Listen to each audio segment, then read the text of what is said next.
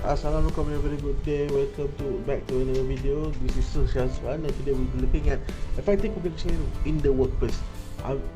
This is a slide that I found online, which I think is very suitable for everyone who is trying to learn how to conduct an effective communication in the workplace. So, without further ado, let's go through it. Okay, now you need to understand the importance of communication. So, what is it? Why communication important? Communication is the lifeblood of any organization, meaning that it is required for organization to function well. It is one of the aspects of a working organization. It fosters teamwork, alignment, and a positive workplace culture. So without any communication, you cannot work with other people. You cannot talk to other people. You cannot give instructions to them, and your workplace alignment will be very bad because you cannot tell them what to do and those kinds of things. Okay. So you need to remember there are several types of workplace communication. Verbal, we have spoken words, we have meetings, we have presentation. Whatever you say, whatever can be heard, it is called verbal. While non-verbal are body language, gestures, facial expressions. Maybe your movement, your hands, your eyes, those kinds of gestures. While the last one, we have written. So in the form of emails, reports, memos, progress report, statistics, any kind of things that are written down or typed out. Okay, so those are the three types of workplace communication. So, key elements of effective communication. What can ensure your communication is effective? First thing, clarity. How clear is your message? How they are able to understand your message? Ensure your message is clear and easy to understand. Whatever you say, whatever you want to tell other people, make sure it is clear.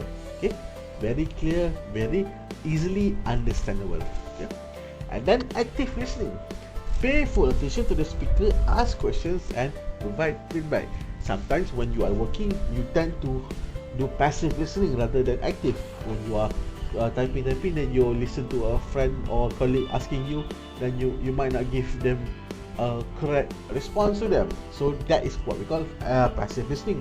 While active listening, you pay full attention. You stop what you're doing, maybe not fully stop, but stop a bit, and then you listen closely to the speaker, whatever they say to you. Maybe the boss asking you to do something, so pay attention to them, ask questions if you need clarification, and provide feedback if they are asking you questions. Okay, that is what we call active listening. And then empathy. Put yourself in someone's shoe. Understand and consider others' perspective and feelings. Maybe they are sad, then you don't bother them. If they need help, then try to help them. Okay, that's what we call empathy, putting yourself in other people's shoes.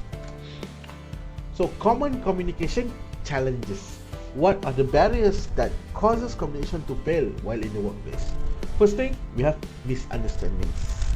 That's why we ask you to be clear when you are speaking, because ambiguity, maybe misspoken words, or something that is unclear can lead to confusion. When confusion happens, your work cannot be progressing well, because you don't know, is it correct, or what do you need to do, like this or like that, what do you need. So confusion can cause problems. And then information overload. Too much of data can overwhelm you, meaning that they have a lot of people asking you to do this, to do that, to do this, to do. So you cannot process every single thing, then information overload. You don't know which one to start, which one to complete first. Okay. And then cultural differences. Sometimes you are, maybe for example, you work in a foreign country.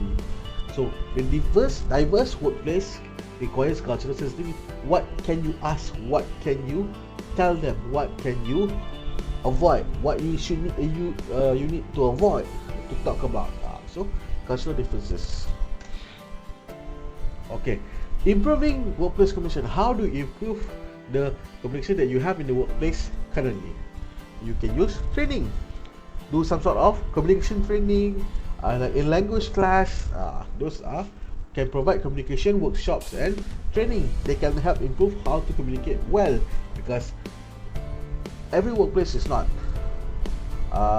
perfect. There are some what we call confusions, problems, and then miscommunication here and there. So it is in our power, if possible, to help them improve them through training. And then encourage open feedback channels. Give something that they can get feedback directly. For example, like a Telegram group or a WhatsApp group or a suggestion box, or something that directly contact into the boss, or something that they can get feedback very quickly and they are able to use it well. And then we can use technology, use communication tools effectively. We can do Google Meet to talk easily, or maybe like voice calls, voice notes. They can help improve workplace communication. So there are certain this is one is not really related, but successful communication can help you. When you define examples of successful communication in the workplace, you can confidently see that the company is doing very, very well. Okay. So communication best practices: use clear and concise language. Very clear. Make sure you use very simple, very concise language that they will easily understand. Choose the right communication channel for the message. If you you require very quick response, maybe you use telecommunication messages, or maybe like SMS, or like you WhatsApp and those kinds of things. If you want to do a little bit formal, use email, or maybe if you want very quick, you call, as long as it is appropriate for them. Okay. And foster an open door policy for questions and concerns. This is usually for the managers, for the boss. Give them opportunity for them to ask you questions. Okay? Ask them to get feedback, those kinds of things.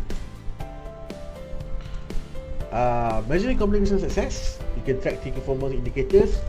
This is like very out of our language, our whole, because this is not part of language. But earlier one, yes. But they can do like something indicators. We can use like a performance, like testing performance in communication surveys, or maybe do like communication activities to show how well you can ever communicate with one another. And then you can conduct surveys and feedback sessions.